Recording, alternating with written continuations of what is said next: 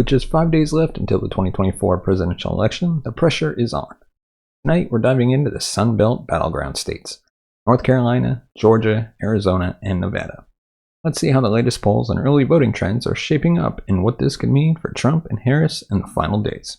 Welcome back to the Political Poll Show. Today's focus is on the Sun Belt states, which could very well decide the election. These states are crucial for Trump's path to the victory, and they're also where Harris is working to maintain a Democratic hold. Trump could clinch the election with just North Carolina and Georgia, provided he also secures Pennsylvania. Time is running out for Harris and the Democrats to gain momentum, and as we'll see, early voting data has presented a surprising advantage for Republicans in some areas. Let's kick things off with North Carolina. This state was expected to be competitive, but recent polling from Atlas Intel, one of the most accurate in 2020 and 2022, now shows Trump with a 4-point lead. Just weeks ago, he was down by 1, so this is a significant shift. Most polls are now showing Trump ahead by 2 to 3 points. Why is this important? Early voting data shows Republicans are leading by 1.3% over Democrats in North Carolina.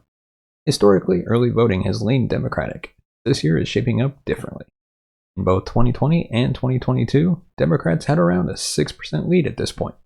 This early Republican lead may mean they may have the turnout edge on Election Day. For context, back in 2020, Democrats held an early voting advantage, but Trump outperformed predictions by nearly 2 percentage points. This early lead, even if narrow, could be a positive indicator for Trump heading into Election Day.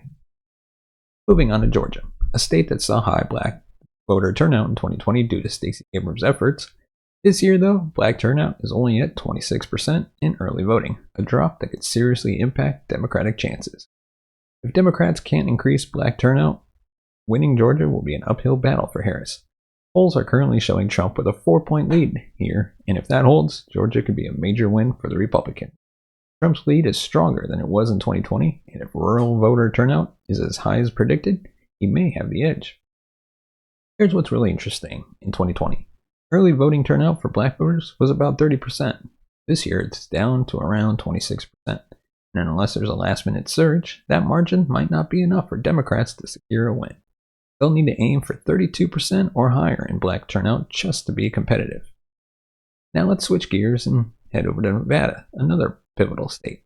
In 2020, Democrats led the early vote by about 40,000 votes. This year, Republicans have flipped that lead, currently ahead by about 44,000 votes. This early voting data could be a strong predictor, as over 90% of Nevada's voters typically cast their ballots early. Clark County is where Democrats usually build a firewall, but right now Republicans are only about 10,000 votes behind. This shift is serious, as a close Clark County means the entire state could go red if these trends hold. Republicans can keep the margin tight in Clark County and perform well in rural areas, Trump could very well secure Nevada. And finally, let's look at Arizona. Early voting in Arizona has taken an unexpected turn. Republicans currently lead by 163,000 votes. Previous years, Democrats had the early voting advantage, so this is a big shift. Polling is also in Trump's favor, with Marist College showing him around 49%. Arizona's early voting trends suggest that Republicans are showing up in force. New GOP registrations have surged since 2020, with many new voters favoring Trump. Maricopa County is still a battleground within Arizona, but even if Trump doesn't win Maricopa, keeping it close could be all he needs. For context, in 2020, Democrats had a 60,000 vote edge at this stage now.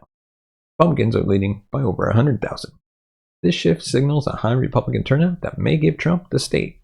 So here's where things stand. Trump's performance in the Sun Belt is looking strong, with polling and early voting trends leaning red in North Carolina, Georgia, Nevada, and Arizona.